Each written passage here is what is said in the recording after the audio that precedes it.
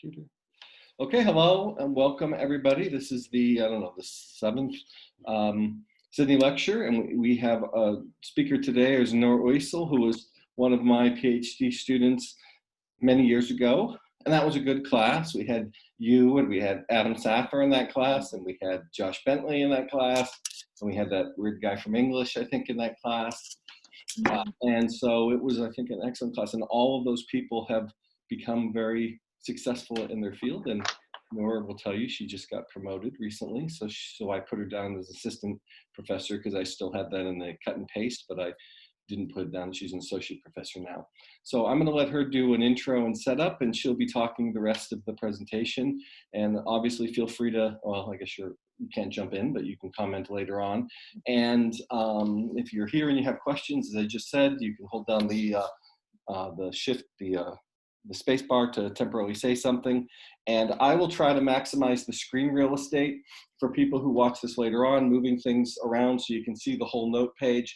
I assume you could just hit pause if you want to read what's on the note, so I don't always keep that whole window up.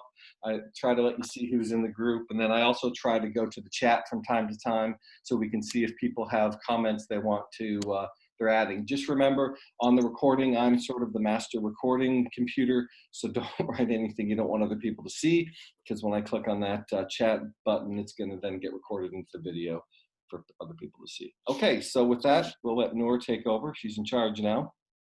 Okay, thank you, Dr. Kent. I really appreciate this opportunity to be with you guys tonight for me and this morning for you.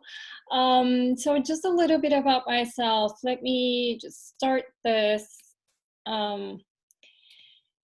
As Dr. Kent said, I just became an associate professor, got my promotion last week, actually, officially, and I am an associate professor in the College of Communication at DePaul University. It's in Chicago, downtown, in Illinois, Chicago. And just a little bit background on my graduate study. I got my master's in mass communication and PhD in corporate communication at the University of Oklahoma.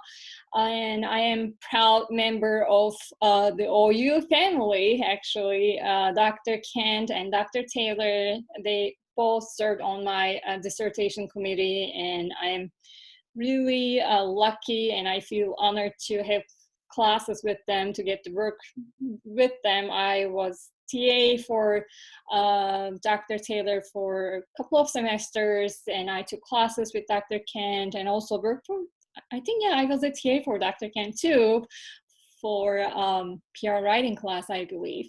So it was a really great experience, great learning experience, and they both served on my dissertation committee, and my dissertation actually got the outstanding Grinning Outstanding Dissertation Award.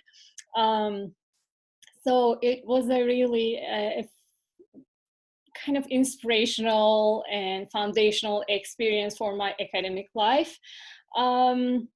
So in terms of my research interests that I have started to build since my PhD years, so I developed this keen interest in corporate social responsibility and stakeholder engagement and shareholder activism. That was actually the core of my dissertation topic, and I actually developed more areas, branches of shareholder activism and CSR in the following years in my, following my PhD. And I also created this line of research in public diplomacy, especially with a focus on public diplomacy strategies by non-state actors. So I'm publishing along these three main areas of research. And today, and Dr. Taylor mentioned, and he had asked me about a lecture topic on CSR. So I wanted to first focus on what is corporate social responsibility, just to give a definition of CSR, kind of from both management and communication fields, and then look at different dimensions of CSR. And finally, I wanted to add this more kind of current topic of COVID-19, like what is the impact of COVID-19 on CSR? Because as you guys have seen, we have seen a tremendous role of corporations in COVID-19 responses around the world. So I wanted to look at the role of CSR in an area of COVID-19 and get your really insights and ideas. I'm going to keep this very conversational, informal. So whenever you feel like you wanted to ask a question or comment, just raise your hand, or you can write on the chat and just jump in. So it will be very kind of conversational, face-to-face type of class, not a lecture. Okay, so moving on, let's start with the big question. What is corporate social responsibility? And I'd like to hear your answers, because this is it really, CSR is an elusive concept. It's really hard to define it, but you will know it when you see it. Like people have some ideas, okay, this is CSR, this company is socially responsible, right? We all know, okay, Whole Foods is socially responsible, or Starbucks is socially responsible, but how do you define it, or how do you kind of break into dimensions? That's the kind of the debate that's going on in the CSR field. So what comes to your mind when we say CSR? Anybody can jump in. Alvin? Hi. So I think there's been decades of this debate about the definition of corporate social responsibility. I think Carroll has a long-standing definition since 1979 and 1991 and 1992. The three articles about the pyramid model of social responsibility from economic to philanthropic. But I think other scholars also think social responsibility exceeds economic and legal responsibilities. So they think only those ethical engagement will be counted as social responsibility. And after there are like Freeman's stakeholder theory to conceptualize social responsibility from a stakeholder approach. And then after that, there is issue management. There are many different ways to understand social responsibilities, I think. Yeah. That's a great answer. Actually, that kind of goes back to the history of CSR. And to understand CSR, actually, we need to start with the basic question of what is the role of corporation in society. And that's kind of the question that leads to CSR debate, right? Especially historically in the 1950s, 1960s, when the companies grew larger and they become so powerful, and their impacts on society have grown, and people start to ask questions, right? What is the role of corporations, right? So technically, organizations or corporations, people create these organizations to leverage their collective resources, right, in pursuit of common goals. But then there was a time that people questioned, are these companies for us? Is it for public goods interest, or for them, for more kind of profit? So there are two opposing views in the management literature and in practice. The first one is the business view. And this view is actually advocated by famous scholar in economics, Milton Friedman. So he said that the social responsibility of a business is to increase its profits. And he was focusing on maximizing shareholder value, and he said that societal issues, social issues are outside of corporate zone, and this may distract corporation CEOs from their main goal of maximizing shareholder value. And he even said that CSR can be a threat to capitalist economy.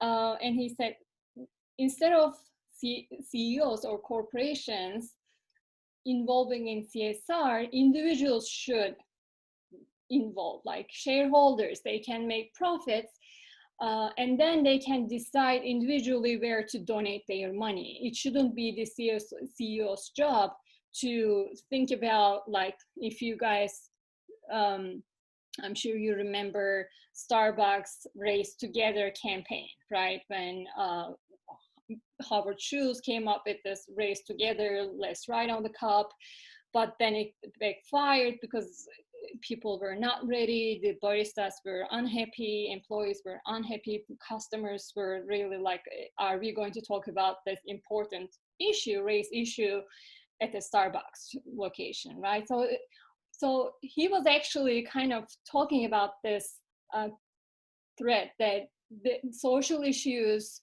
when you mix social issues with corporations and when you leave those social issues in the hands of CEOs, you might have some really, you might be in a tricky situation. So he said, like out flat, he said, social issues and corporations are different. They are in different domains. They should not intersect.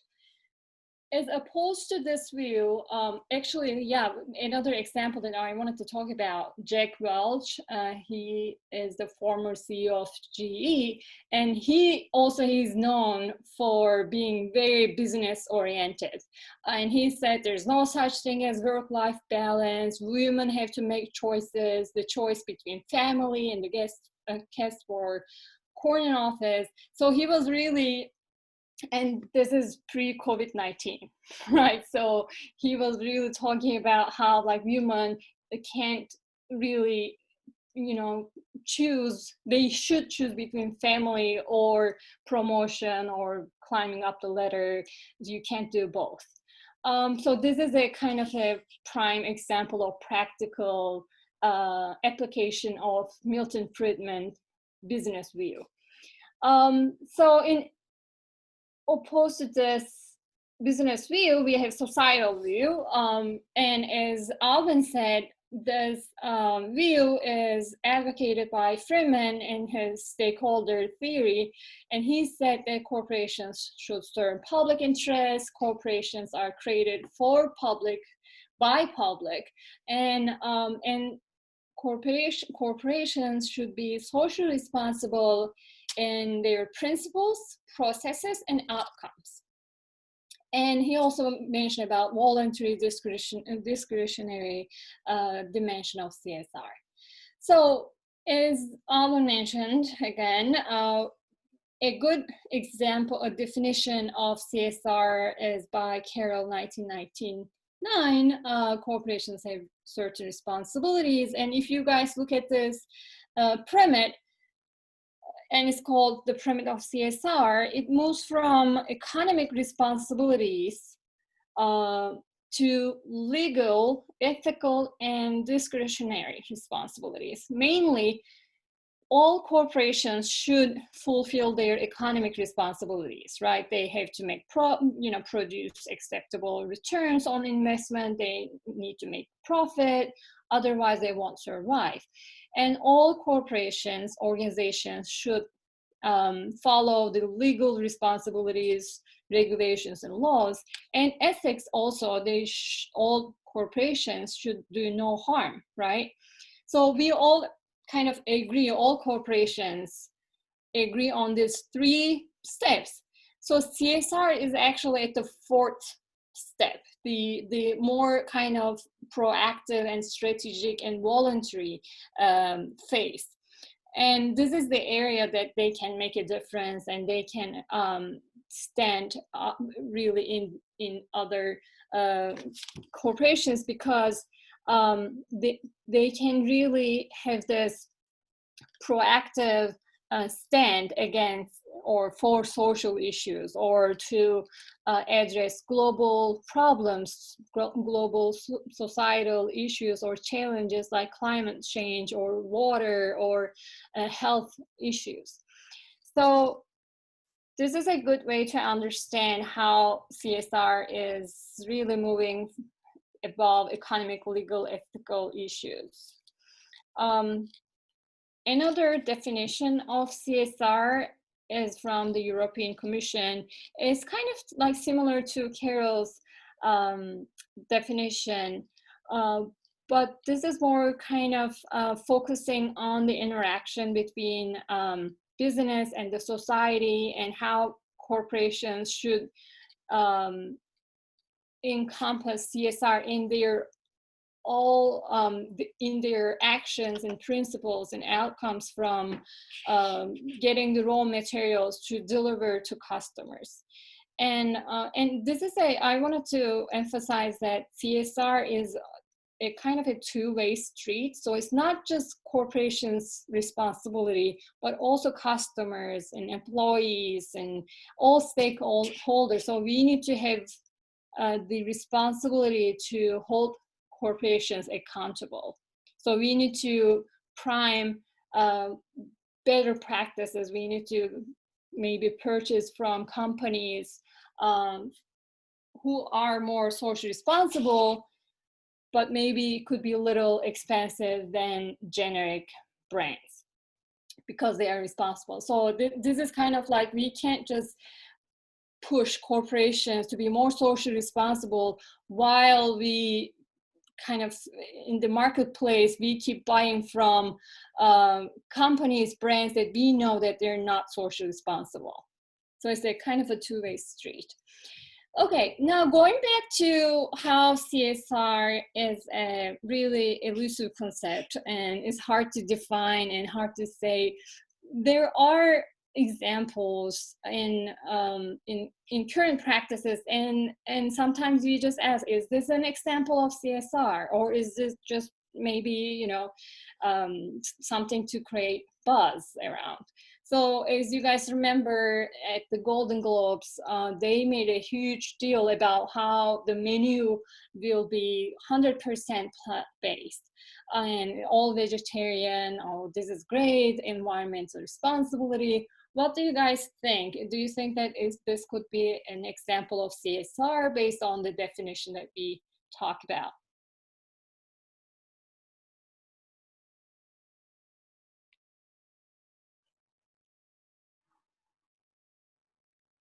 Michael, I know you're a vegan, vegetarian, right?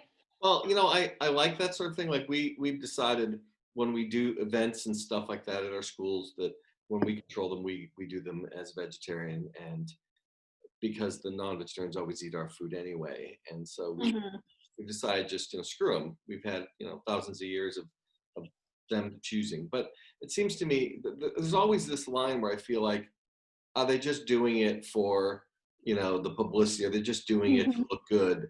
Sometimes, I really don't, I like this kind of gesture with the food and stuff, but a lot of times it just seems disingenuous. That's a good point. It's really, CSR needs to be very authentic. I think people really are, they can understand if a CSR program is not authentic or not genuine. So when they realize that it's not, it's just to create some buzz around, then they really, hate the whole concept, the brand. So yeah, this is kind of like, it's good, right? It's a nice gesture, but at the same time, is it like what is the really implication? What is the impact on having the vegetarian menu? Maybe they can provide more data on like what is the impact at the end of the day, right? But again, like depending on how you see CSR, this is a voluntary discretionary act, and they didn't need to do this, but they prefer to do this. And definitely there is some positive impact on the environment in terms of like the use of plant-based ingredients versus animals. So yeah, again, we can argue for or against. So there are some dimensions of CSR that we can look at to understand whether a program or a company is socially responsible or not, because CSR is the whole deal. You can't just be social, okay, I am environmentally responsible, but I treat my employees horribly, right? You can't do this. The CSR is holistic. So a couple of dimensions that are discussed in the literature and also in practice. First one is community, and we see this more, especially after COVID-19 and during COVID-19, how corporations are expected to be really to become responsible for the communities that they operate in. This could involve education, health, healthcare in the community, infrastructure. The next dimension is diversity. Another, again, is right now, very kind of hot button issue. It could be LGBT benefits or race, gender, religion, everything. It's a really broad understanding of diversity. And it includes employees, it includes customers, it includes the products, the range of products that you offer to diverse customers. So it is a broad concept. Another dimension is employee relations, right? So employees and CSR, there is huge research on the impact of how CSR increases employee recruitment, retention through engagement activities. So this includes, again, benefits, work and life balance. Environment is kind of really famous, right? Like when you say or think about CSR, you think about environmental responsibility, going green, recycling, environmental footprint, greenhouse gas emissions. So it's a kind of major part of CSR. Human rights, especially globally, like sweatshop factories, right? Like you might love a garment brand, right? Let's say Kate Spade, Tory Burch, or Gap, but we need to also look at how they treat their workers or the contractors. Do they have like child labor, or how many hours workers actually really work for at those factories, especially in the developing countries? Okay, so as we said, it's a holistic approach, and corporations should embrace all of these dimensions. And in literature, in theory and practice, we can kind of condense these dimensions in environment, sustainability, and governance, ESG factors. And there are so many ways. Now actually CSR has become a metric to really understand social responsibility of corporations. And there are so many techniques and methods to measure CSR or ESG factors. And one of them I use in my paper, the paper that I shared with you, KLD, right? KLD is a private firm that looks at ESG factors of corporations, especially S&P 500 corporations and Fortune 500 companies.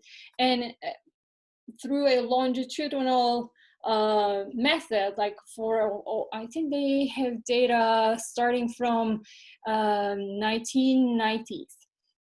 Early 1990s, so they collect data on all those 6 dimensions that I mentioned: environment, human rights, employees, and they created measures for each category, and they assign values for each company in S&P 500 and Fortune 500 companies. So it's a great, reliable method, and it's widely used in management studies to look at social performance of corporations. So if you plan to study let's say that you wanted to look at whether there is a relationship between a company being socially responsible in one area, let's say diversity, and how they communicate diversity on their, let's say, corporate website, you can actually get values data from KLD data set, and you can actually compare and contrast, or you can, as I did in my paper, look at relationships through a regression analysis.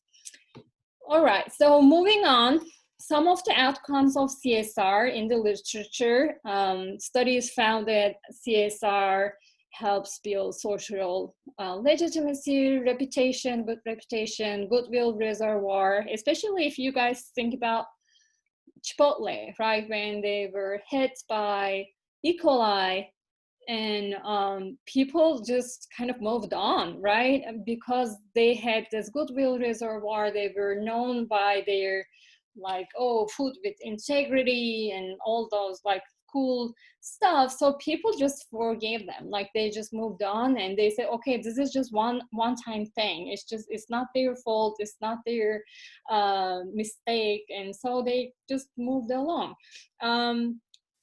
Another outcome is social capital collaborations among like NGOs, activist groups, corporations. Employee engagement, as I said, is huge in terms of retention and recruitment, especially with millennials and Generation Z. They love to work with a company who has a really good reputation in social responsible practices. And maximization of profits and sales. This is actually there. It comes with it, right? If you have a good reputation, if you have good connections, good relationships, if you treat your people well, your customers well, so you're gonna make profit, right? Your sales will increase. So they're all connected. Okay, any questions up to this point? Nur, hi. I have a question. Mm-hmm. I was just thinking when you were speaking about dimensions of CSR. Can you hear me well? Yes. That's the first time I'm using the headphones. Not sure how it works. All right. So you're speaking of the dimensions of employee relations, environmental sustainability as dimensions of CSR. That's kind of doesn't seem to me as a dimension. It seems to be as a type of CSR. I guess the question I have is that does a company have to be socially responsible in all of those dimensions? Because it seems to be something extra, right? If we define CSR as beyond ethical, something extra. So does the company have to be considered social responsible, has to be good at all of these dimensions, or they can just choose one and be considered, good at this one?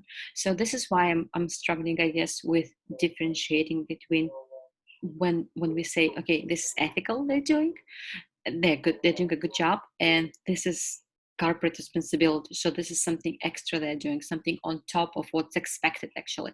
And we have a discussion here in the chat about expectations of the stakeholders and kind of so I guess this idea beyond differences beyond ethical corporate responsibility, and I guess also how it plays out in terms of expectations. See, because it should depend on expectations, what ethical and what's beyond that. Okay, that's a really good question. And that's kind of, I get this question from my students too, because there's a blurry line between being ethical and being socially responsible. So ethics is all about doing the right thing, right? Is it right or wrong? And most of us, like individuals, organizations, they know what is right and wrong, like, right? So there are some, and depending on your ethical perspectives, it could be like utilitarian, it could be, consequentialism. So, but that this is right, this is wrong. But CSR is more about really moving beyond ethical concerns to more proactive, right? Like, is it, for instance, if you look again this Starbucks example. Was it necessary, or was it ethical, or was it economically, required for CSR to start this Race Together campaign? Right? It's not ethical, it's not economical, but it's a proactive step. I mean, it kind of ended up really, it was a failure, but it is a good example of CSR because it shows that corporations, they actually stand up for a social issue. And this is not mandatory. This is purely voluntary. Nobody said Starbucks to do something like this, right? But they did it eventually, right? So this is a good example of how CSR is more proactive, more voluntary, but it has nothing to do about right or wrong, right? Sometimes it might be wrong, but you feel like this is your responsibility to do this, right? Right.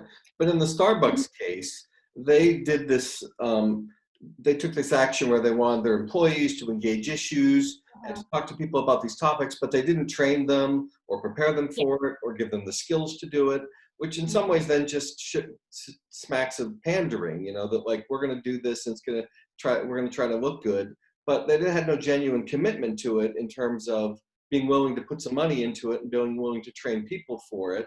So I think it goes both ways.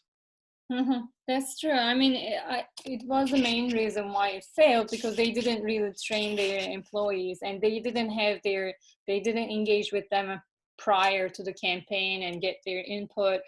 So they just, like Howard Schultz came up with this idea. So it didn't really work out nicely, but at least it was a step, and maybe like they might reconsider after the protests and all of those like recent events. They might consider maybe it was the right thing to do, right? Because he was trying to get people talk about it. And he seemed genuine. I mean, like authentic to me when he explained and he apologized and he said like, I was really genuine. I did my best, but it didn't work. I'm sorry. So I think it's a good example of how like really CSR is about like opportunity and being proactive. Same with Chipotle, right? They like hold their support for LGBT community, right? You might question you might question if it might hurt their economic sales, profits, or is it, legal economy, but it's really strategic, very proactive, and they just stand up with a social cause. It's not like whether it's ethical or not, it's just their stand on, okay, we wanted to address this social issue, we think that we can improve this issue. So corporations being proactive and strategic. I think that's the main kind of difference between what is ethical or what is socially responsible. Does it make sense? And in terms of environmental responsibility, like if you look at like Patagonia, right? They are an activist brand more than a kind of a company. If you look at their website, it's all about like environmental responsibility, activism, climate change, and their sales and their garments, clothing is just one part of their environmental activism. So it is really a great example of how they can use their voice and platform to really solve a problem, right? And if you guys remember, they had this advertisement, like don't buy this jacket, I think a couple of years ago, and they were like kind of saying that you don't need to buy this, you can recycle, or they were really promoting for saving money and also saving water, or like all the energy to produce a jacket. And they were saying instead of like consuming this water energy, just don't buy it, it's better, even though it was against their profit. Well, and they also had that well, I forget what it's called, but that campaign like on Black Friday where they gave all their employees the day off and said, go out and do something. Yeah, And, Ray actually, right? They did that opt outside campaign. yeah. They were like, okay, just go out. Like they gave one. And Black Friday is one of the the most profitable commercial day for all brands. And they said, we are closed. We are going to give this day off to our employees. That was a nice PR, I guess, tactic for me. But they've had two big ones just in the last 2 weeks. The no longer advertising on Facebook and leading the campaign. And I think they've got 50 other big organizations to give their employees election day time off to vote. Oh, yeah, that's true. I mean, they like those companies, they're very vocal, very active, and they're well known for their social responsibility, right? But then there are other companies that you can detect that they're not as genuine, or they're not really committed. They might be trying, but you just feel that it doesn't really, kind of hold true. So a lot of it is the company culture, organizational culture, mission, vision. All of them should be connected. Like the company's mission, vision, strategies, and tactics, they should be all connected, and they should be really guided by CSR, not just the tactics or the program. So CSR is not an add-on. It should be at the core of a company's mission or vision and all the culture. And then it makes more kind of meaningful and successful. I'm not sure if there are other brands in Australia. Do you have like companies, brands that are very strong in terms of CSR? None that come to mind. I know there's, certain like very famous brands, outdoor clothing and stuff, and these shoes that everybody says you must have, like Australians wear these shoes, but I don't recall seeing anything. But to be honest, I try to avoid all TV and media in general these days, so I can't say whether I'm missing it or not.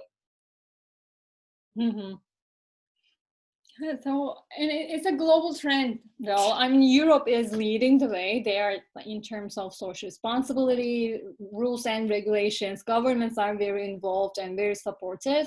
So Europe is leading the way in CSR.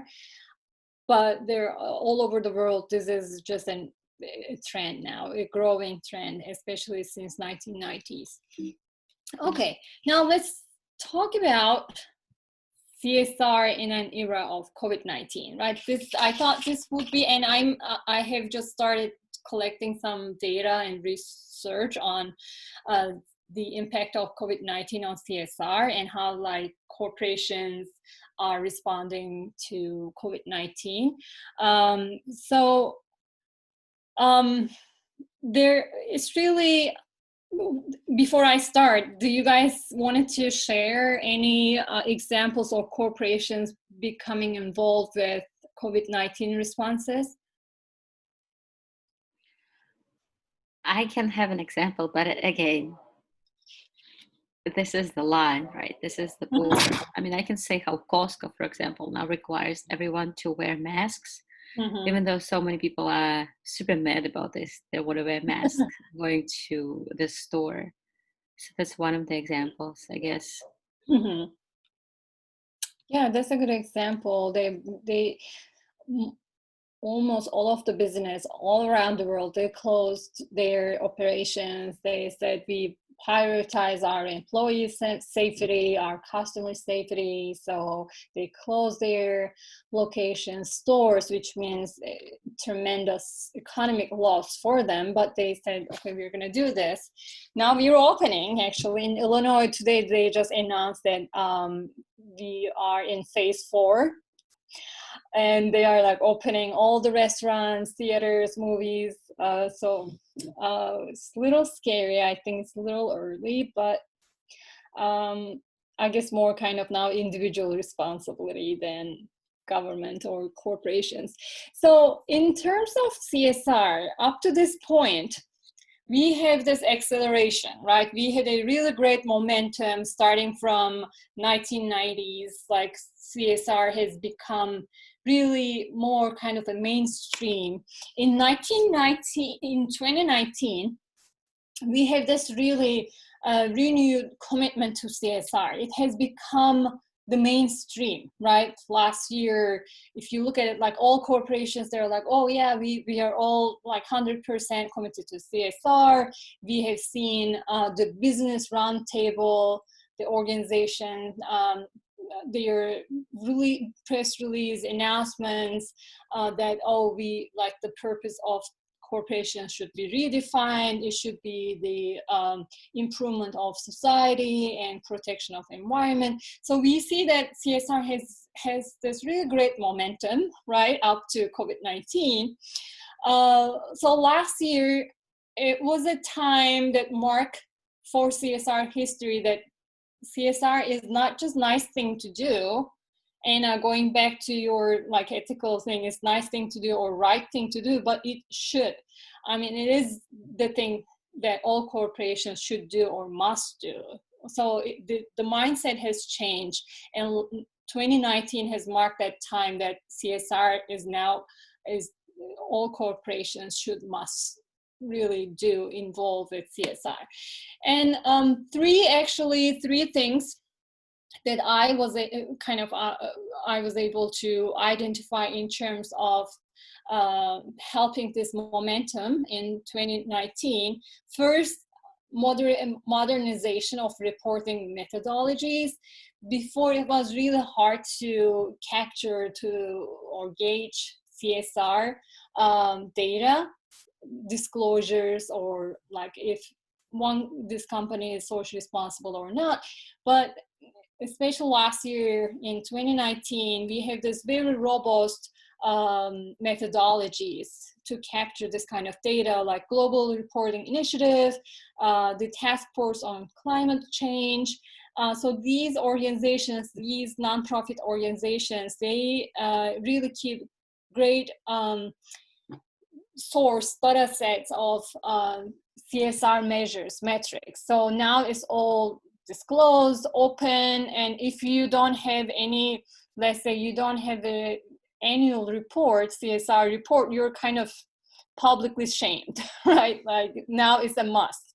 And the second dimension or second factor that helped CSR become more mainstream is investors, which is my research area. So if you kind of remember the first discussion that we had, like business view and the societal view, now that investors, they also ask for more CSR, they invest in social responsible stocks, and they would just sacrifice their profits if they know that, you know, that company is not socially responsible. And because investors, they are the drivers of the market, right? They have huge influence, power over corporate boards and C-suite. So now that investors are more socially responsible, we have so many activist investor groups and socially investing firms, actually, that their whole job is to find corporations that are socially responsible, and they use data sets like KLD to identify the companies with socially responsible metrics. So activist investors groups actually in 2019 presented more than 75 climate-related shareholder proposals, as opposed to 17 in 2013, which is like really a huge difference. And it shows that investors are becoming more and more socially responsible. And this is actually the main topic of my dissertation, how investors are pushing corporations to be more socially responsible. And finally, the third factor that has helped CSR have this really successful momentum is the companies themselves. They now they feel like they have an opportunity to kind of voice their opinions, to take a stand and solve bigger problems, challenges. And as I was saying, the Business Roundtable, and this is a nonprofit organization of huge companies and CEOs like Jeff Bezos of Amazon, Tim Cook of Apple. So all of the big CEOs are on this roundtable or at their board, and they said that we need to redefine the purpose of corporations, and it should be supporting the communities in which we work and protecting the environment by embracing sustainable practices. So that was a kind of a really big punch, right? Because now CEOs, they were saying that we need to be socially responsible. Okay, now, then we had this like momentum going on, right? Like really great, everything was great. CSR has become very popular and very kind of like mainstream, but then we had COVID-19, right? And of course, it disrupted everything, right? If you think about enforced closures, supply chain issues, you couldn't get anything from China anymore. Right? There were like delays, and it affected well-being of employees, people. So there were so many factors that COVID-19 actually impacted the business, our way of living, lifestyles, right? So it was a really so many unprecedented challenges for both businesses and for us, for individuals. So in the light of COVID-19 pandemic, right, we just saw that, okay, now there is another role for corporations, right? Because now that was a time for them. I think that was a great opportunity for corporations to step up and say that, okay, we are part of the community, we are here to help. So I think now more than ever, CSR has become more important, and it will be more important post COVID-19. And because there are three things that I kind of thought about. One is, now we see that corporations, they understood their role of protecting people and keeping them safe, which is this is the core CSR principle, right? And then reinventing to protect their broader communities. Like there were corporations, they think about how to manufacture masks, right? Or ventilators. So they kind of thought about different ways to help communities. And third, maintaining the quality of life of for diverse populations and communities, and not only just for some type of customers or class, but more kind of open up for more diverse populations. So if you look at this example here, when Ford said that they will be working with 3M and GE to make respirators and ventilators. So they kind of saw that they are a member of this community, they need to help. This is a global pandemic, we're in this together. And you all see those like hashtags, we're all in this together and we need to work together. So there was more kind of really integration of the role of business in society, right? And if you think about like three kind of triangle, right? We have corporations, governments, and civil society, right? We see that all of them, all three parts were working and still are working together to address this global challenge, right? So now looking forward from 2021 and forward, how do you think that CSR will change, or do you think that there will be a new phase of CSR in the aftermath of COVID-19? May I make a comment? The first comment is maybe an example.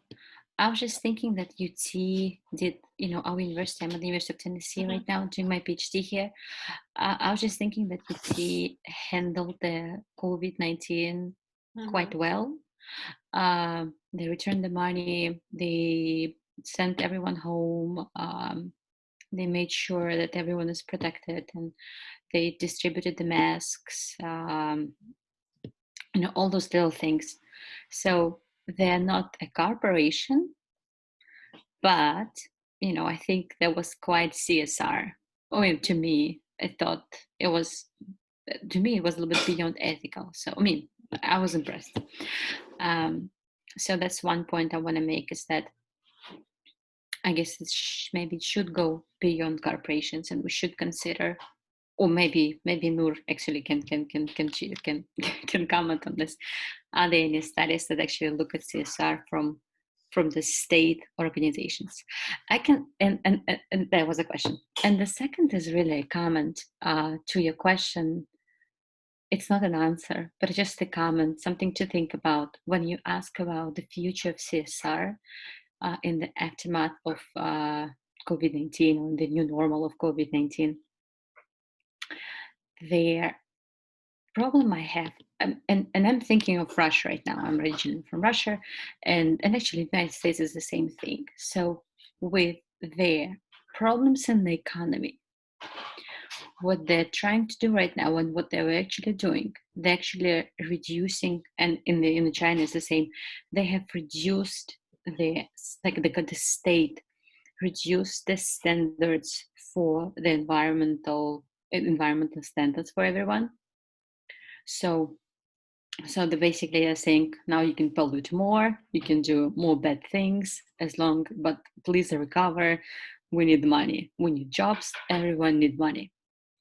And all environmental movements and climate change movements, and they actually start talking about this is a big problem. They had this discussion during the COVID, like coronavirus is so powerful that it changed the environment that well, kind of, right? There are dolphins in Venice, all those crazy things that were spread on the social media. So, but then we can also talk how it's all going, because of the economy, it's all going to bounce back, and it's actually going to be worse for the environment in the future. It's not an answer. It's just a comment, kind of what we need to think about in terms of CSR. Are the standards and are our expectations now as stakeholders going to be lower because of the economy, because of what's going on with the world? Or, some companies that have an opportunity, have a privilege to continue being social responsible, they're going to make even more profits, and they're going to jump in and do even better, while others who are less fortunate won't be able to do this. That's just lots of talking here. But I just wanted to kind of see what others are thinking and what they know about this. So it's not an answer. And I would also add that when Bush was elected, he rolled back Clinton environmental standards way lower than Clinton had them. Then he raised them still lower than Clinton and said, I raised the environmental standards, which was a total lie. And then, of course, Trump has done even more damage to it. And so the organizations that choose not to follow those are actually, I think, the ones that distinguish themselves, as opposed to the ones that are like, oh, we follow the rules and, we don't pollute. But we know that the standards have been higher in the past. I think a really interesting example of sort of how fraught all this can be is DoorDash, who recently donated $500,000 to the Black Lives Matter movement. Mm-hmm. At the same time, they've spent $30 million campaigning against employees' rights to organise, minimum wage increases, the healthcare benefits for workers, all sorts of things. And I think it's a really quite visceral example of the way what's actually in the interest of marginalised communities is often not the thing that gets the sexy PR headline.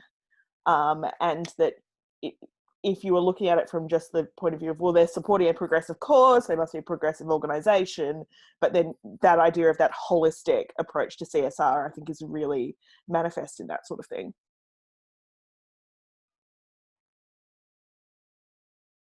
Yeah, and also Walmart calls themselves, socially responsible because of all the, volunteer work that people do, but they require their employees to do it. And so it's a scam where they get to ride on the coattails of something that they're essentially forcing on their employees and then trying to take credit for it. Mm-hmm. That's a good point. Yeah, go ahead. Amy. No, I just wanted to make a point to Erin. I said it seems to, what you said seems to more relate to authenticity, that all parts need to come together. And it seems to me like from what Nur was saying about the dimension, it seems to be, I'm still kind of not confused, but I'm still thinking about if we're only helping climate change, are we social responsible or not? And if we're only doing good for employees, are we socially responsible or not? Or we really need to do all together? And it seems to me when we do all together, we're just more authentic in a sense, and we're more responsible in a sense. But you still can do things and be considered social responsible if you just do environmental thing, for example. Yeah, now I see your point.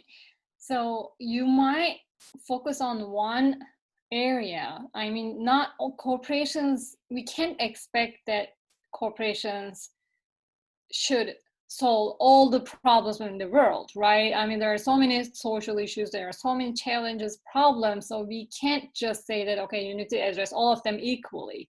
I mean, they have to focus on a social issue that makes sense for them, that will make strategic and business sense to them. That's the kind of the intersection. Porter and Kramer, they talk about this point in their papers, like the finding the intersection of the social issue and your strategic business goals, and that will produce the most fruitful outcome. Because like Patagonia, right, focusing on environmental issue, climate change makes sense for them, right? Because they are manufacturing garments, they use a lot of water, recycling is a big issue for them, or Starbucks having sustainable coffee sourcing, right, fair trade. It makes sense for them because their line of business in coffee and sustainable development. So you need to focus, you need to find one area. But what I was saying is that you need to have this holistic organizational culture mindset that you need to treat your employees well, you need to offer them equal benefits, you need to be equal, appreciate diversity, protect environment. So it's like this should be ingrained in your organization's mission and vision.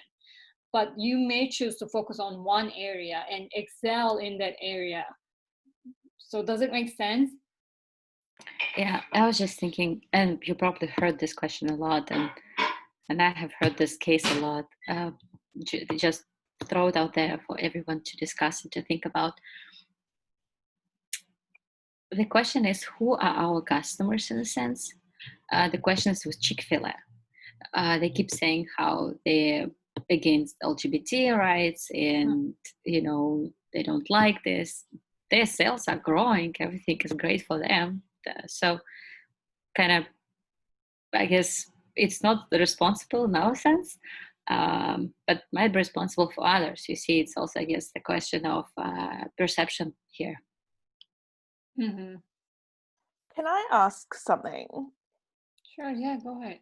A lot of these examples of these really organizations like Starbucks, like Patagonia, who really have this kind of holistic approach and are very committed to being socially responsible. They are organizations in industries where it makes sense. They're organizations whose clientele, there's a real, there's interest in those sorts of things among their clients. What about businesses where it's genuinely not in their interest to be socially responsible? Do such organizations exist? And how do you, it's often presented as a win-win, but are there cases where it genuinely is a zero-sum? Yeah, that's a good question. And I think is organizational isomorphism as a theory explains it well. So when organizations are successful, social responsible companies, organizations are successful, other organizations will mimic them. So they would like to resemble them, right? We call this isomorphism or organizational isomorphism theory in organizational theory. So I think even though they mimic them to make profit or just not, authentically, I think still is a step towards improvement. Like if you look at Walmart, right, we know that they've been horrible with their employees, wages, everything, but then they saw that people like more socially responsible companies, so they said, oh, okay, we are changing. They changed their logo, they changed their motto from everyday low prices to like, what is it now, something more kind of socially responsible. I can't remember right now, but their first motto was everyday low prices, which means regardless of supply chain or like, how they treat their employees. Even though, there is no zero-sum game, I think for me, there's no, okay, you're like purely socially responsible or you're not. There are some authentic, genuine companies, but there are some kind of companies that are trying, regardless of the motivations. I think still we need to focus on the outcome. If it is a positive outcome, like now that Walmart is treating their employees better, increasing their wages, increasing their benefits, that's still a good outcome. So sometimes in CSR, we need to focus on the outcome, regardless of the motivations of the companies. Again, it's my personal perspective based on the research and findings, but you might argue against it. But I'm kind of looking at the kind of total outcome, impact on the society or environment. Because motivations, we can't really measure it. We can't really prove it. Like it could be genuine, but maybe not. But outcome, we can measure it. We can see that, okay, this company has been decreasing its environmental footprint. We can measure outcome, but not motivation. In answer to Aaron's question, though, if you look at the Fortune 500, there are 300 organizations you've never heard of on it that are like pipeline supply companies and parts companies, and they're these enormous companies. They don't have social media presences. They don't respond to stakeholders publicly. They don't. I think largely many of them don't practice any CSR because it's not in their best interest, and they don't publicize it certainly. So I think the answer is a yes to that. There is a lot. I think I always sort of go back to Bob Heath and Tim Kuhn's PR book, where they talked about the first thing an organization needs to do is get their house in order. And I think you see a lot of organizations that have no interest in that, so they don't participate and they keep their mouths shut. Yeah. And I think what also comes into play, I don't know, Nur just disappeared, but I hope she hears us, is the idea of power, how much power you have, how much power your organization have. If you're not going to do anything, it's going to affect you or not. I'm just thinking of Russian organizations again. Like we have this Gazprom thing, which is the government corporation, which has tons and tons and tons and tons of money by selling gas and oil. And I think this bullshit thing, I'm sorry, exists only in Russia when you have a government corporation. So it's kind of a corporation, but it's also a government. So whenever things go bad, government supports it, but if things go good, do good, then they forget about the government. So it's a very, very messed up thing. But they do a lot of CSR. They gave money for sports. They gave money, like they build schools, they build clinics, hospitals and things like that. But, it's not really CSR because how much power they have and and what they do besides this, how corrupted they are and how much money they steal, and the difference between how much their chief, their CEO earns and the rest of the country earns. So I think the idea of power here is a very big one. So, it's, I don't know if there are any so powerful companies. I guess it's not how much power you have, it's how much distance between you and the powerful one. This is, I guess, what I more mean when I say power. So I don't think there's as much distance between people and American companies as there is much difference, like in other countries, for example, in Russia, between people and things like Gazprom or Norilsk Nickel, like all those companies that have so much power that even though they do something, it's not perceived well because they do so many other things bad.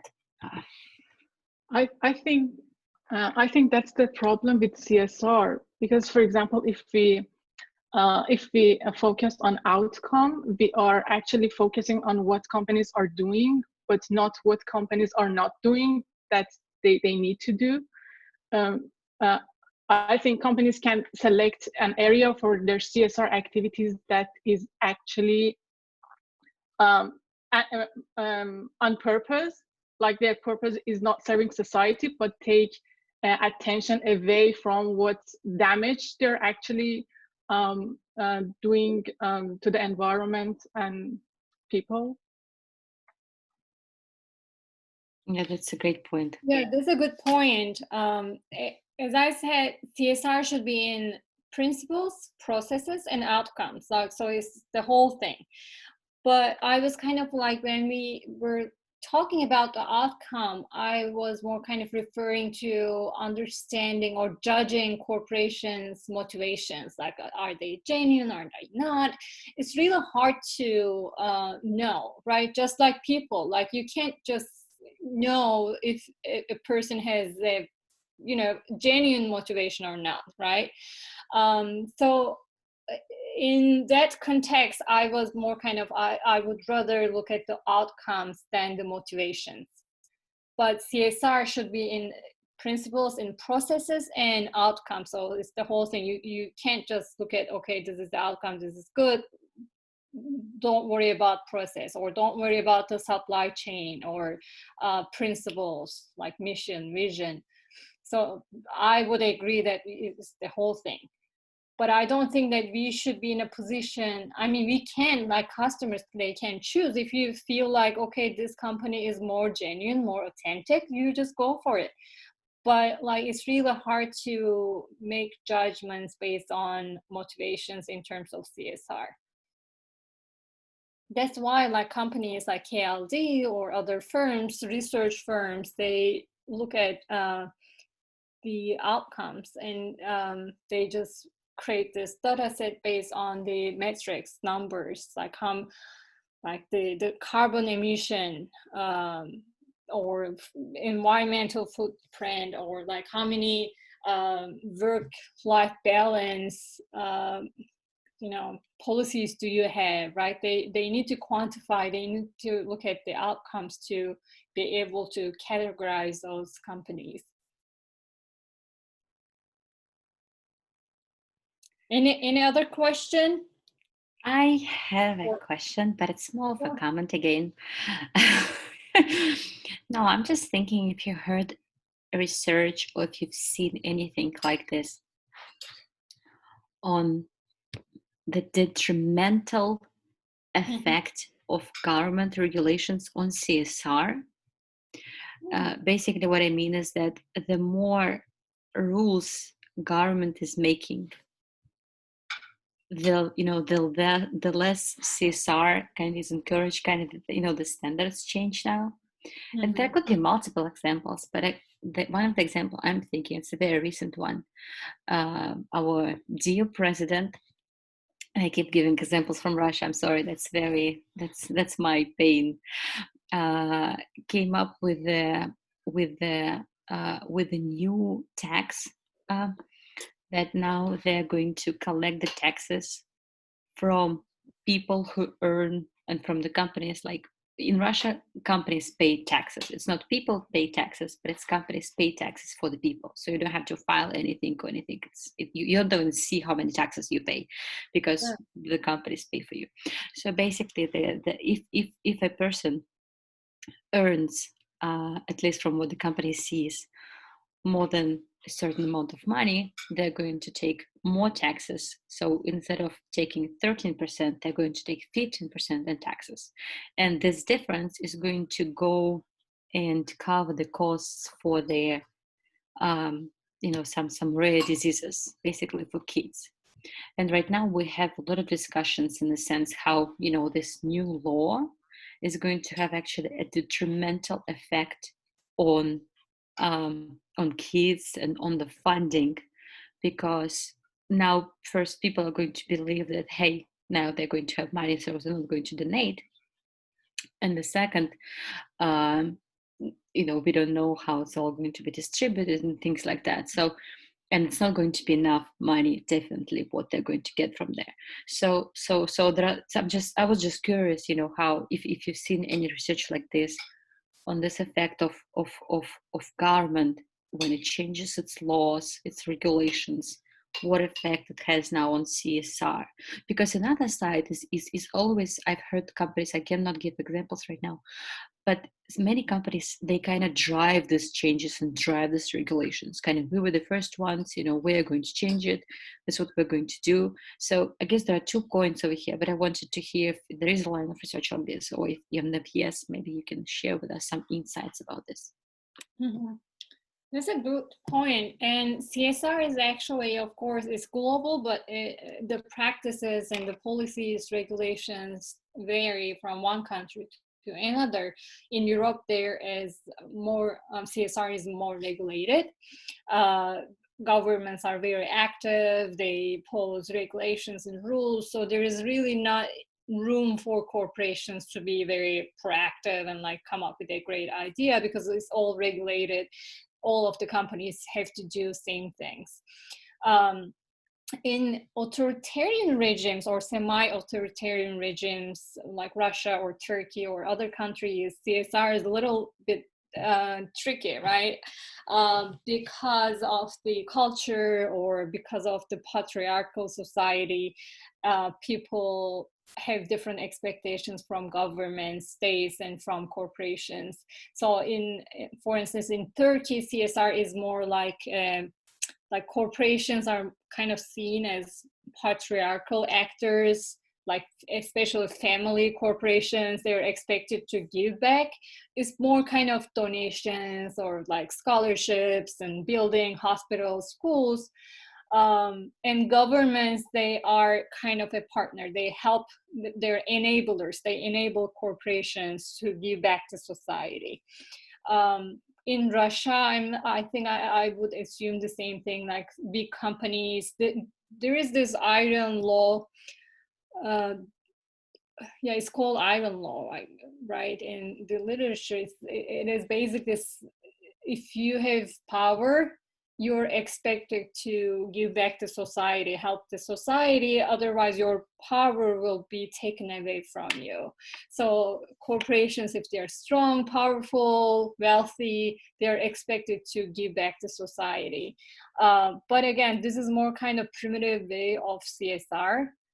You're basically writing a check, donations to just make people happy.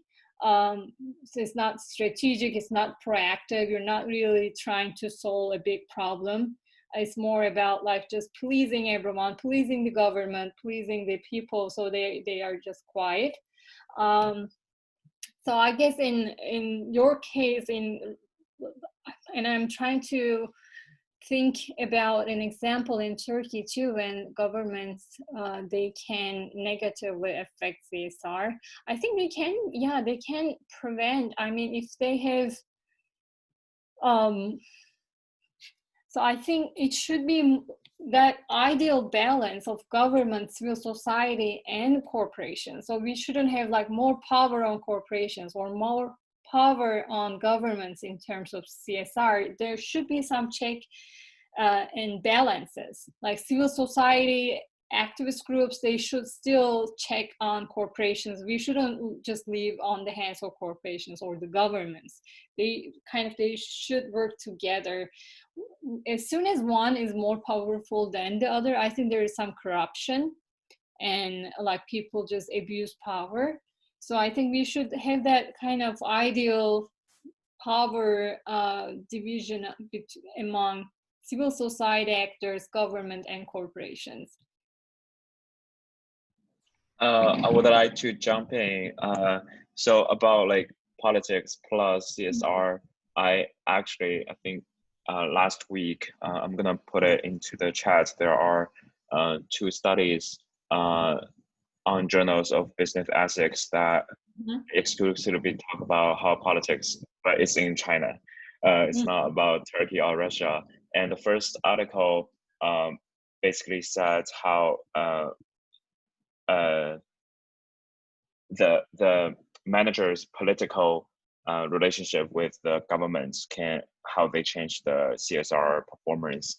And the second one is about how the politically endorsed firm will invest more in philanthropic donations, but less in environmental practices. And I think business ethics, they publish a lot of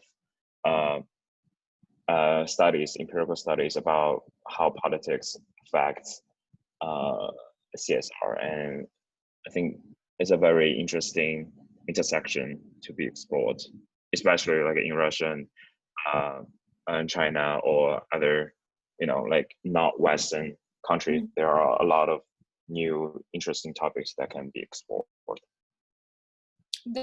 That's true. We have this, especially in CSR research, there is this ethnocentric perspective that whatever the Western practices in CSR should be the best, like they are the best practices and they should be applied to other parts of the world. I think we, as in all research, we have this just ethnocentric view that the theories of CSR, which are usually generated in the West, they are the perfect explanations or they're the perfect frameworks, but they're not actually. And I think it should be case by case, like CSR in China is different from CSR in Russia. And a lot of it, depends on the factors and economy, politics and culture.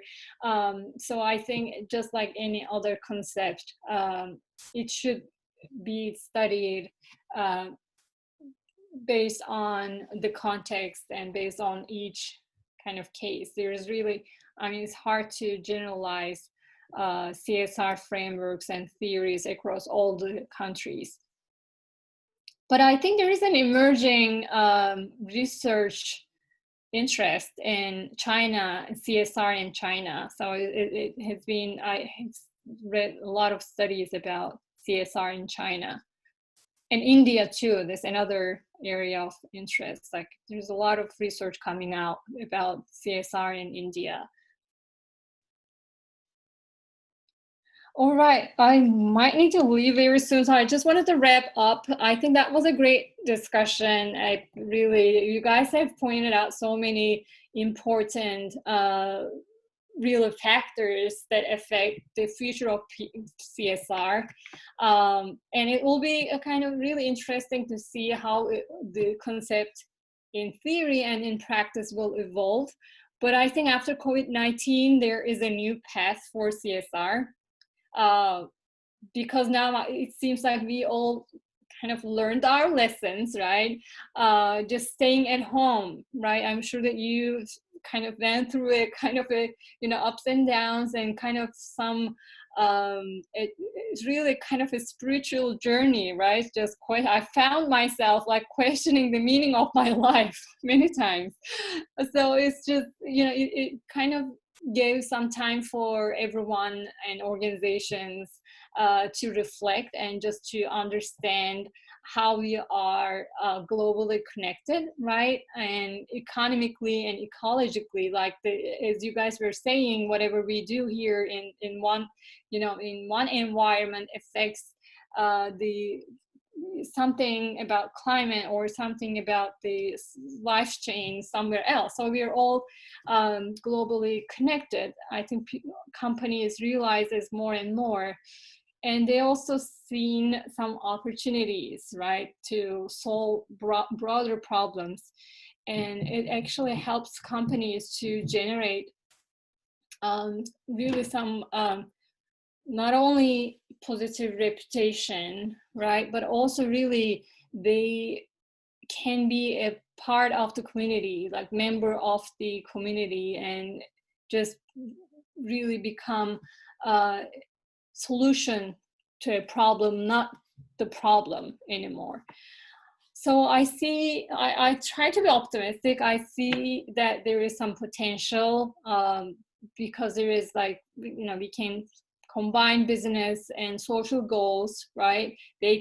Companies can find an area, a problem, a social challenge, and they can just work on it. This could be a symbiotic relationship with publics. So, and in the meantime, I'm sorry that I cannot read the chats at the same time. So let me know if there's anything that I'm missing. Okay, good. And again, I try to be optimistic, remain optimistic, and I feel like this has become a lesson for companies. And now I'm hopeful that we're going to see more collaborations, and we see that business will have a kind of greater responsibility and role in society. But it's yet to be seen. We'll see how it goes. Okay, so I think we're wrapping up. If there's anything else, actually, I'm going to start the recording, and then, as always, people are free to say anything they want to say after the recording is stopped. But thank you for being. Thank you, Nur. That was great. Thank you so much. And just guys, feel free to email me, shoot me, and Twitter post or anything. Just I'm always available. Let me know if you have questions or if you need any help with your research, getting data set, or just anything. Just feel free to reach out. Okay. Thank you. Thank you very much. And thank you for Take care. All right. Bye-bye. Bye. Take care. Bye. Bye-bye. Thanks so